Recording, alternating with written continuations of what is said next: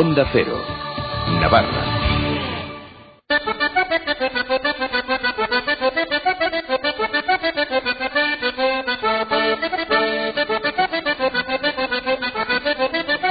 Muy buenas tardes, es miércoles, primero de este mes de junio, y en Onda Cero dedicamos los próximos minutos a la Sociedad de Estudios Vascos Eusko Ikaskuntza. En esta ocasión nos proponen acercarnos al libro El rastro de la chantrea, el poder contra la cultura popular, la séptima entrega de la colección Temas chantreanos de la Asociación Cultural Chantrea Nausolan. El autor de esta obra es Alberto Goñi, que hoy nos acompaña en los estudios de Onda Cero. Muy buenas tardes. Muy buenas.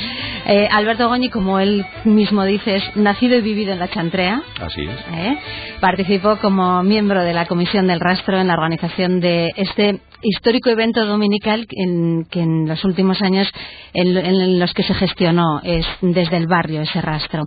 ¿Qué es lo que recoges en este libro exactamente, Alberto? Bueno, yo en este libro creo que se recoge uno de los eventos, yo pienso, a opinión personal, mayores que se han gestado nunca en Navarra, ¿no?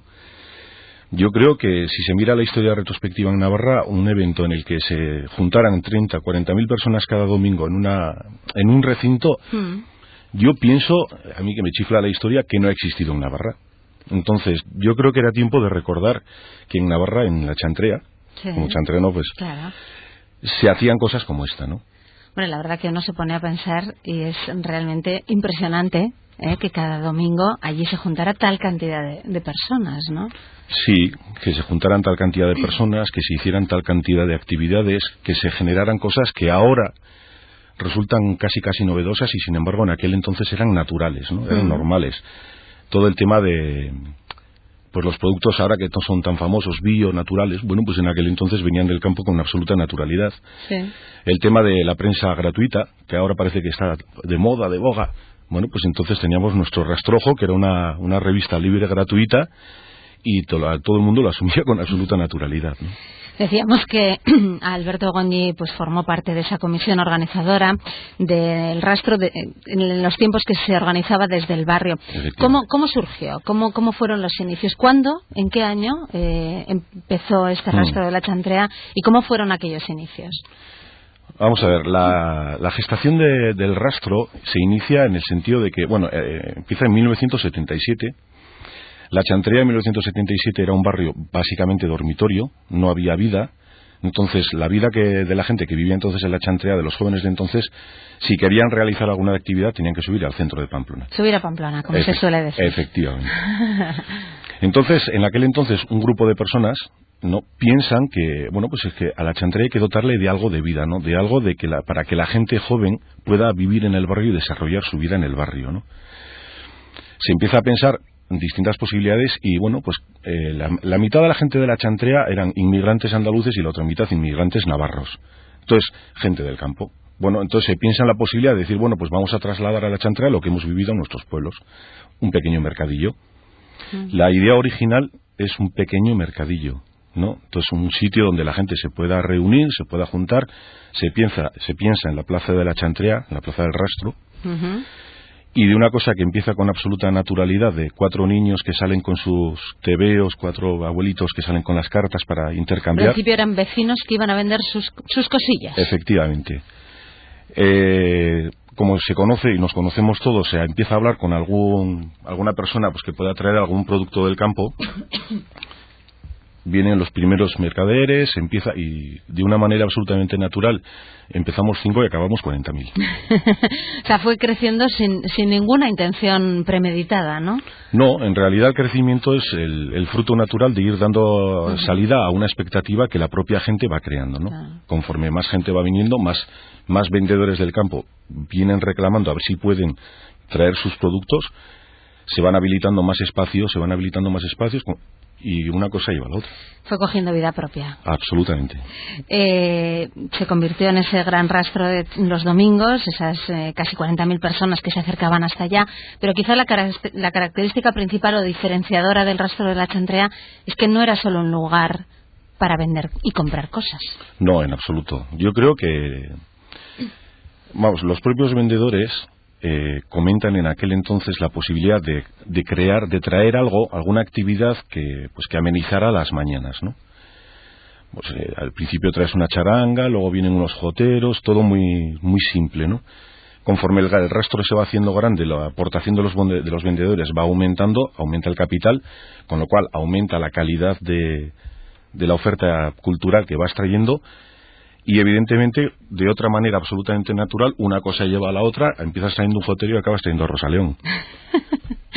Qué curioso, ¿verdad? ¿Quiénes así que recuerdas han pasado por el rastro de la chantrea? Pues por allí hay gente así un poco insigne, pues pasó Rosa León, que en aquel entonces era extraordinariamente famosa, pasó Oscorri, Aquelarre, Egan, Barricada, nace en el resto de la chantrea, como no. Grandes embajadores de la chantrea, ese barrio conflictivo que dicen ellos, que bueno, que al fin y al cabo no es tan conflictivo. No, evidentemente.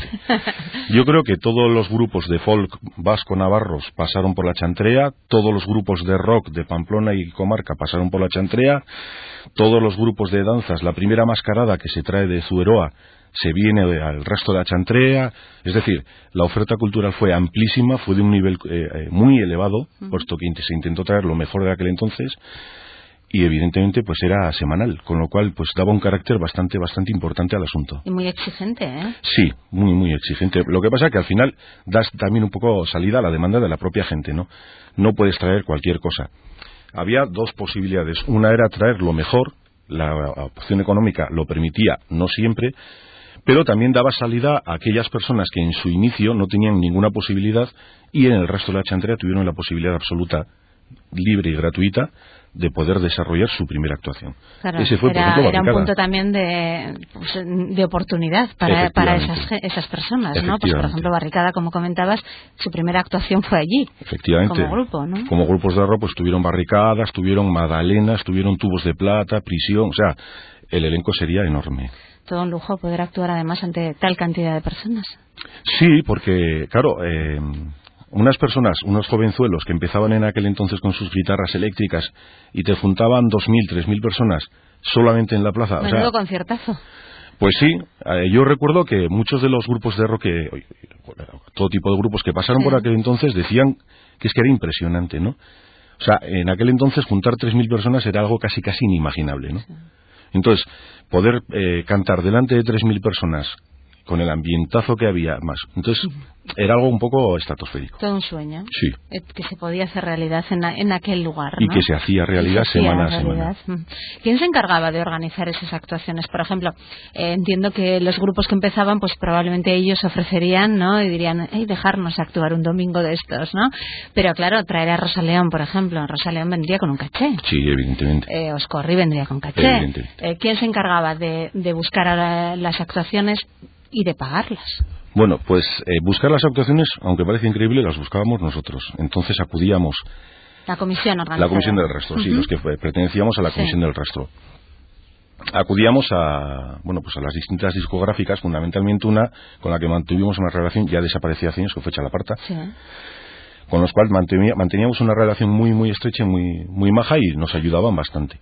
Luego estaban los grupos de convenio del ayuntamiento y evidentemente todo el elenco amplísimo de gente que quería empezar, a los cuales que llamaba a la puerta abundantemente. Ahí había una buena cantera. Granero, sí. Bueno, además de esas actuaciones que decíamos de carácter cultural, popular, esas actuaciones también a caché, se organizaban otro tipo de actividades, ¿no? Deportivas, de ajedrez, montones de actividades. Sí, porque yo pienso que el rastro era la posibilidad absoluta de todas aquellas personas que querían desarrollar una actividad cultural, ¿no? Siempre con dos premisas: es que fuera libre y que fuera popular, ¿no? Tenían su espacio. Entonces, allí cualquier idea tenía su posibilidad de desarrollarse. Nosotros no nos cerramos nunca a ningún tipo de idea. Entonces, allí había exposiciones de fotografía que las hacía el taller fotográfico de la chantrea, al cual, por ejemplo, pertenecía Moncho Armendáriz, que también nació allí. También se hacían exposiciones de ajedrez, se llevaba a la plaza el primer ajedrez gigante que se hizo en Pamplona, se hizo en el rastro. Es decir, las actividades culturales eran todas las imaginables, todas las que las personas quisieran desarrollar de una manera absolutamente natural y libre, tenían su espacio. Había que ordenarlas. Claro, que fueran viables, lógicamente. Efectivamente, ¿no? El espacio era el que era, bueno. Entonces se desarrollaron todo tipo de actividades culturales, todo tipo de actividades deportivas, puesto que la imaginación, en realidad el Rastro de la Chantrea lo que posibilitaba es que la imaginación de la gente se desarrollase y tuviese un espacio para poder desarrollarlo. Claro, desarrollar una actividad cultural o una actividad deportiva ante 40.000 personas, pues tiene eso aquel, ¿no? Pero bueno, yo creo que es que el elenco de desarrollo fue tan absoluto, tan amplio, tan absolutamente impresionante, que es que lo ves ahora en retrospectiva y ahora yo creo que es cuando nos damos de cuenta de lo que se pudo hacer, de la cantidad ingente de cosas que se llegaron a hacer y que entonces las vivíamos con absoluta naturalidad. Yeah. ¿El futbito estaba presente?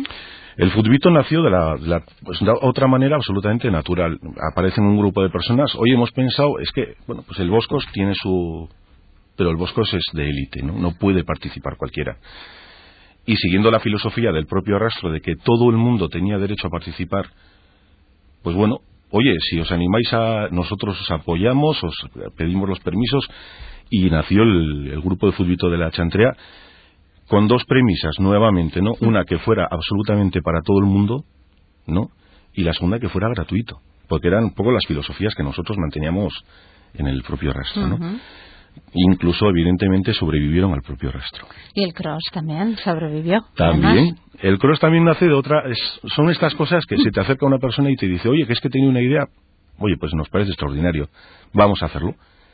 No había cortapisas, es que nada nos parecía imposible, ¿no? Entonces, llegabas allá y dices, oye, que hemos pensado hacer un cross. Ah, pues de maravilla. ¿Cuándo queréis hacerlo?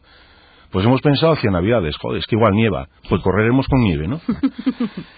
Y de repente se te plantaban 2.000 personas corriendo por la Chantrea, ¿no?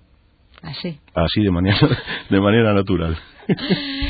Sin duda alguna el Rastro de la Chantrea nace en la Chantrea, se desarrolla en la Chantrea, pero hablando de lo que estamos hablando, salía también de la Chantrea. Al final era Pamplona, ¿no?, la que acudía. Hombre, en Pamplona, vamos a ver, estamos hablando de primeros de los 80. El hecho de que en la Chantrea habría 40.000 personas significaba que como mínimo un 25% de Pamplona y comarca estaban en la Chantrea. Por eso. ¿No?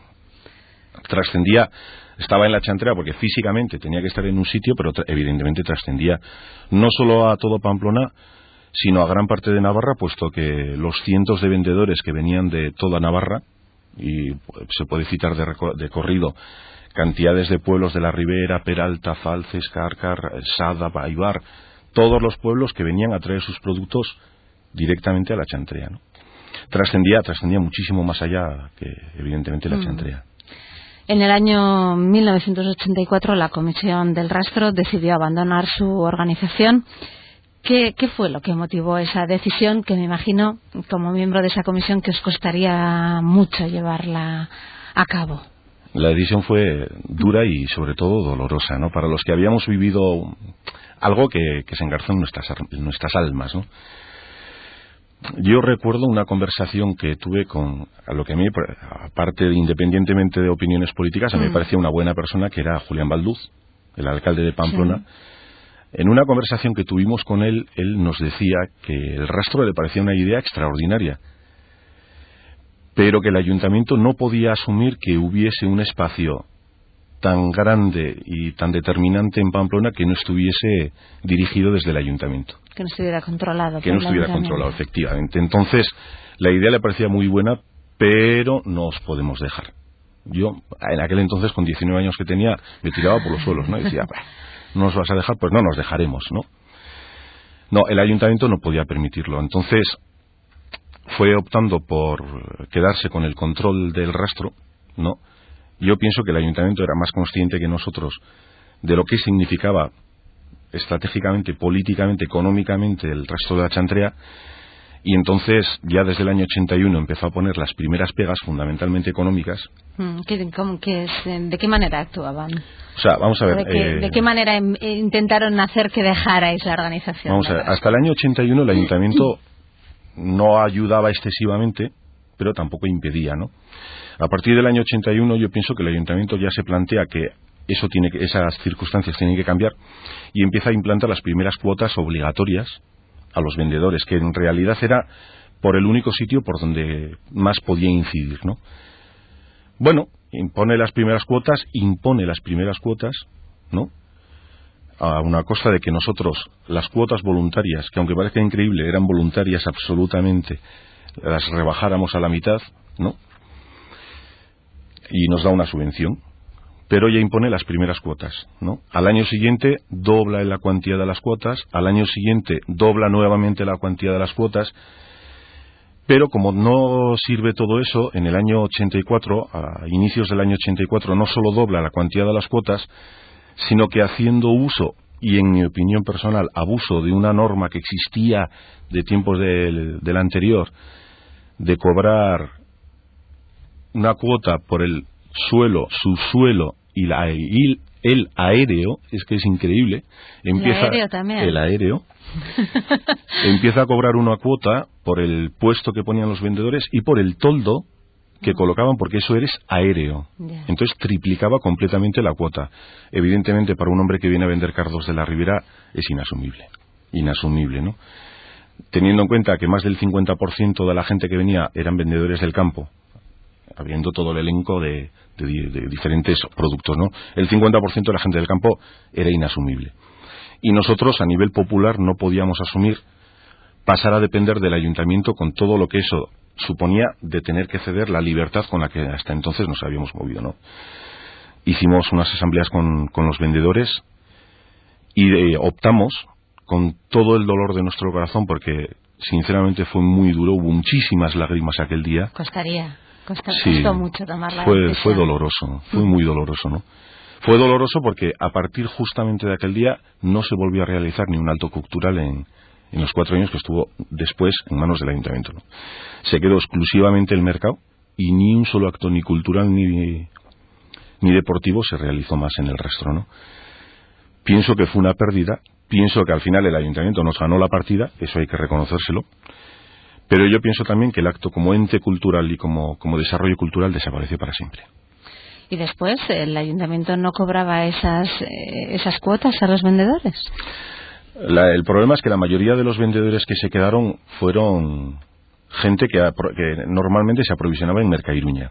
Luego ya tienen su desarrollo particular, ¿no?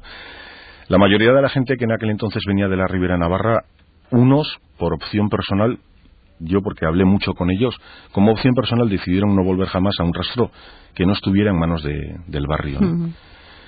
Y la mayoría de la gente que se quedó es, bueno, pues la gente que tiene otro tipo de desarrollo, que es la que se aprovisiona en Mercairuña, que tiene otras posibilidades económicas, pero ya es otra cosa. O sea, ya cambió un no, poquito todo, cambió toda la filosofía. Cambia del absolutamente la filosofía. Es decir, se queda lo que es el mercado total del Andaven, con todos mis respetos, no tengo ni una sola crítica hacia ni mucho menos, pero la filosofía con la que mantuvimos nosotros durante 8 años era otra completamente diferente. Ya. Después de tomar esa decisión, ¿cómo reaccionó el barrio? Bueno, al principio se reacciona un poco con incredulidad, ¿no? La diferencia es que, bueno, el ayuntamiento públicamente se comprometió, y eso está escrito en la prensa, en las hemerotecas, a mantener para siempre el rastro en la chantrea, ¿no? La gente, bueno, se mantenía parte del mercado, se mantenía una cierta expectativa, el tema cultural se va muriendo, ¿no? Pero la gente, estamos en una ciudad en la que durante 10 minutos haces algo 3 veces y parece histórico, ¿no? Sí, se convierte en costumbre enseguida. Efectivamente, y algo que es histórico se olvida a los 10 minutos, ¿no? Es una pena, tenemos una ciudad que es así, ¿no? Bueno, al final la realidad es que las promesas del ayuntamiento se circunscribieron a los 4 años. A los 4 años hubo una defensa briosa por parte del barrio, pero el ayuntamiento había decidido absolutamente llevárselo de allí, y el ayuntamiento no cedió. Uh-huh. Entonces, bueno, pues hubo unos cristos muy importantes, hubo peleas con la policía municipal y tal, pero no hubo nada que hacer. Pero no se pudo. ¿Cómo surge hacer este libro? ¿De dónde viene esta idea? Uy, eso es un poco más complicado. ¿Por qué recuerdas algo que pasó hace más de casi 30 años, no? Hubo un amigo que tenía muchísima relación y fue él el que me decía, ¿no? Jo, Alberto, no entiendo por qué gente que habéis vivido, que habéis estado ahí, ¿no? ¿Por qué os negáis a hacer que la gente recuerde cosas que fueron muy buenas, ¿no? que se han olvidado, pues porque somos así,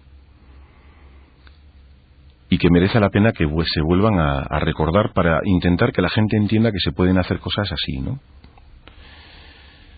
Bueno, una noche te pones delante del ordenador y me empiezas a dices, voy a escribir 3 líneas y te salen 200 páginas, ¿no? No sé, es curioso, ¿no? No sé, el planteamiento, no sé, difícil, la verdad. ¿Por qué lo haces? Piensas que quieres poner un poco tus recuerdos en orden y de repente te das de cuenta de que una idea lleva a la otra, recuerdos que vas desempolvando, que dices, y de repente tú mismo te das de cuenta de que perteneces a una historia que está ahí y que ahora te das de cuenta que merece la pena volver a recordar. Además no creo que haya sido tan fácil eso de las 200 páginas, porque hay testimonios de los que fueron los protagonistas, ¿no? En su momento también del rastro. Sí, porque siguiendo... Ha habido que recoger testimonios, muchísimo. recoger fotografías, que tiene un buen número de fotografías, tiene su trabajo. Sí, siguiendo, vamos a ver, yo creo que es una forma de trabajo que aprendimos entonces, ¿no? Y es el trabajo en Auzolán. Yo creo que es importante no solo dar un testimonio, vamos a ver, el testimonio de una persona que estuvo allí refrenda que lo que se dice es verdad, ¿no? Porque yo estuve allí, vale. Pero hubo mucha gente, ¿no? Y todos tienen derecho a contar su parte de la historia, ¿no? A decir, bueno, esto es lo que yo viví. Y además, otra cosa es que una fotografía vale muchísimo más que 1000 palabras, ¿no? La gente cuando compra el libro lo primero es que hace es ver las fotos, ¿no? Es como el periódico. Como el periódico, efectivamente. Más vale que por lo menos no tienes que las. No. Y seguro que habrá muchos vecinos del barrio que se están buscando en las fotos. Sintomático. Es algo que, queramos o no, lo hacemos. Todos además. Eso de buscarnos en las fotos y ver, ¡ay, fíjate cómo ha cambiado! Han pasado los años para todos y demás, ¿no? Pero sin duda es un buen libro, un bonito libro para recordar y quizá con ese objetivo también, ¿no? De que se pueden hacer este tipo de iniciativas. Yo creo que es un libro, efectivamente, ¿no? Yo creo que es un libro para reivindicar una memoria de algo que se ha hecho muy bueno, ¿no? De algo que la gente es capaz de hacer de una manera natural, ¿no? Libre, y que es capaz de desarrollar de una forma absolutamente normal, ¿no? Yo creo que esa es la palabra. Yo creo que es un buen libro para recordarle a la gente que no hace falta que nadie esté detrás para que una idea que es buena se pueda desarrollar, ¿no? Haciendo que los políticos sean los que nos apoyen y no al contrario. Es decir, yo creo que estamos también en una ciudad en la que estamos habituados a pedirles a los políticos que nos hagan, ¿no? Yo creo que deberíamos reivindicar que nosotros como pueblo somos capaces de hacer y exigirles a nuestros políticos que nos apoyen, que para eso están por otro lado, teóricamente, ¿no? Yo creo que la reivindicación de algo que se hizo muy bien, que fue capaz de cambiar completamente la idea de Pamplona, está ahí, ¿no? Estaba ahí. Quizás había llegado el momento ya de sacarla a la luz, ¿no?